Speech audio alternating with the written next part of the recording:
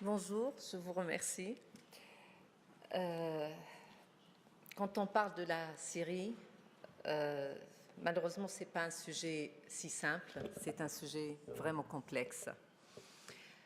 Je peux commencer ou je peux dire qu'il est vrai que les contestations en Syrie étaient quand même pacifiques. Mais au fil des mois, cette révolte s'est militarisée.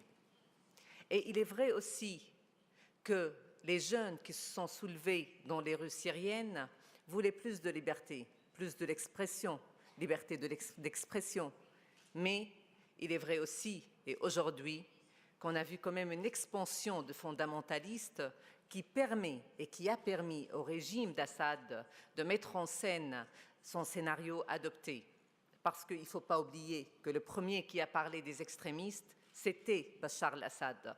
Mais malheureusement, aujourd'hui, on est face à cette montée-là, à ce danger qui peut quand même prendre et qui pourrait prendre le pouvoir dans l'avenir et qui pourrait réprimer à nouveau. Alors, nous ne sommes pas juste contre un régime dictatorial, mais nous sommes quand même contre toute pensée totalitaire qui est représentée par des extrémistes ou par autres. Malheureusement, on entend beaucoup, ou on va dire qu'on voit beaucoup des positions des pays qui ne voient pas vraiment ce risque-là, qui essayent de minimiser ce risque. Mais si on voit la carte en Syrie et si on veut vraiment bien comprendre la situation en Syrie, comment elle est, on va se rendre compte qu'il y a aujourd'hui deux camps. Le camp de pro-régime et le camp de anti-régime. Et malheureusement aussi, on va se rendre compte qu'il y a une rigidité dans les deux camps. Et je peux dire, les seuls perdants dans cette histoire-là, ce sont les civils, ce sont les Syriens civils, que personne de ces deux camps en soucie d'eux. Et la seule perdante, avec une telle destruction qu'il y ait à cause de cette militarisation aussi de la révolte, et bien sûr à cause de bombardements de régime, il y a une vraie destruction en Syrie, alors qu'est fait que la Syrie, la grosse perdante dans l'histoire, dans cette histoire-là ou dans cette crise-là. Il n'y a pas de victoire. Je ne crois pas qu'il y aura de toute façon une victoire, ni de la part du régime, ni de la part des opposants. Parce qu'on voit aussi une fragmentation dans l'opposition syrienne, l'opposition politique, l'opposition militaire. Il y a trois fragmentations dans l'opposition militaire. Avant, c'était l'armée libre, ce qu'on appelle l'ASL.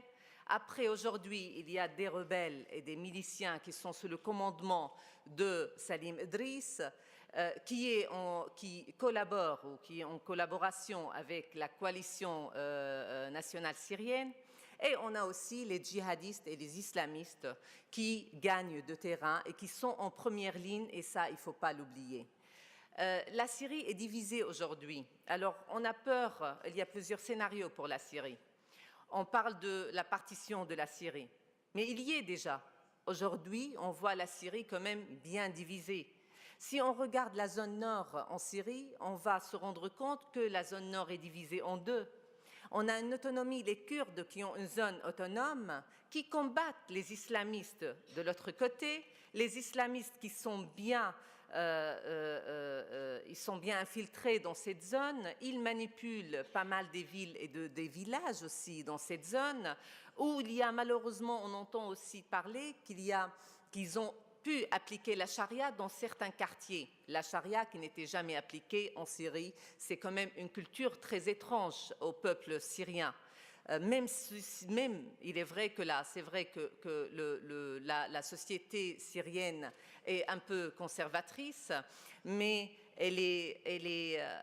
c'est grâce à son histoire, grâce aussi à sa mémoire historique, à sa mémoire collective qui est basée sur 7000 ans avant Jésus-Christ, que le peuple syrien ne peut pas avoir ou ne peut pas adopter des lois inspirées, ou plutôt les lois de la charia.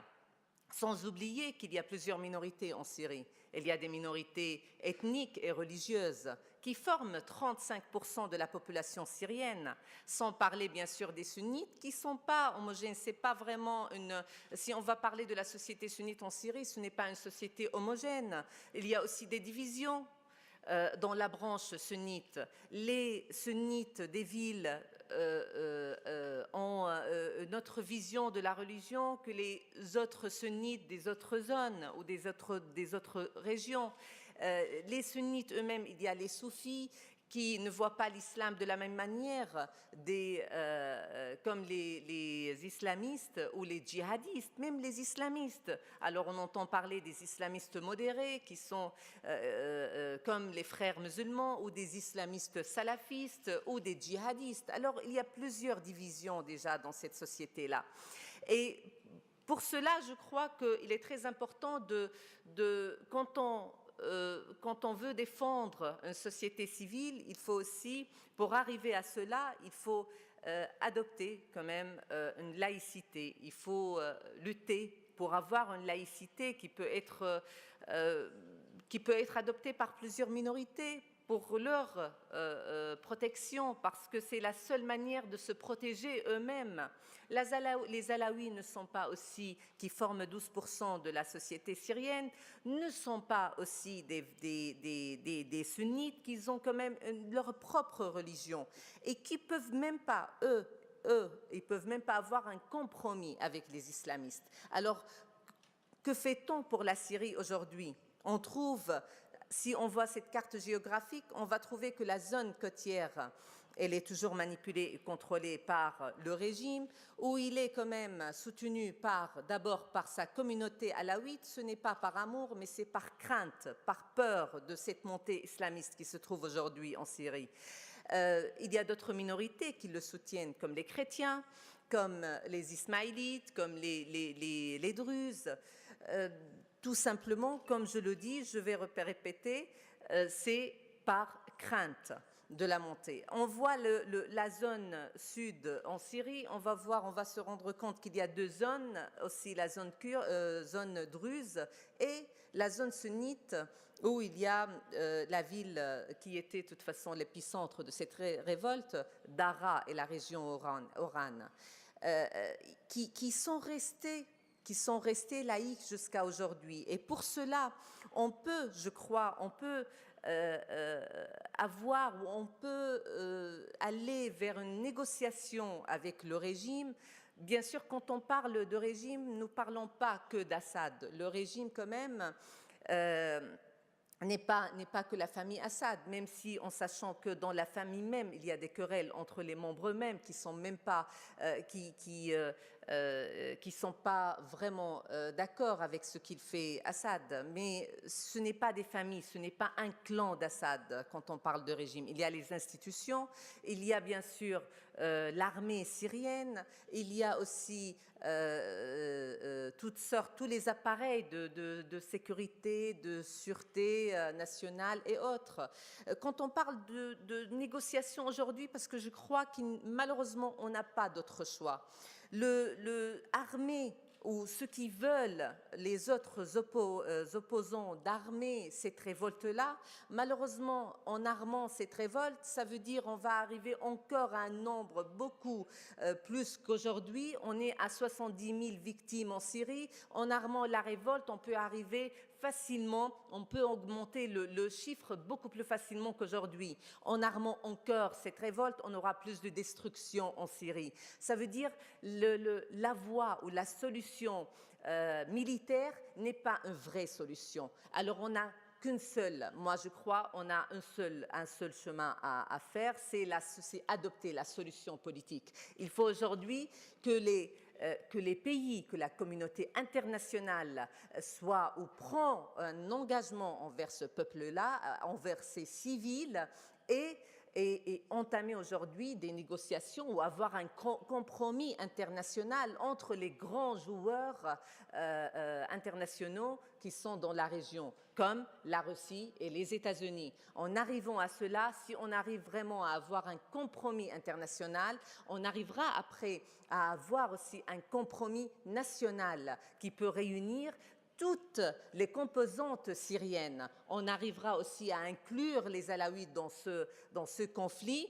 Et je crois aussi qu'avec cette solution, nous pourrons, je ne peux pas dire que ce sera très simple et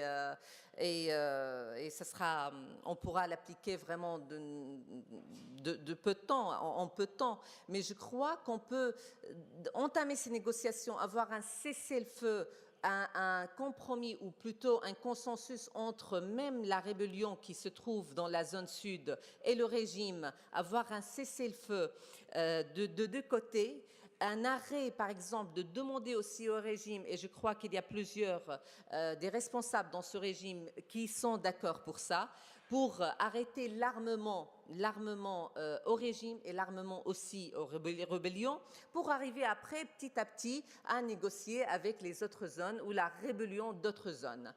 Voilà, c'est ça ce que je crois ce que je peux dire pour la situation en Syrie.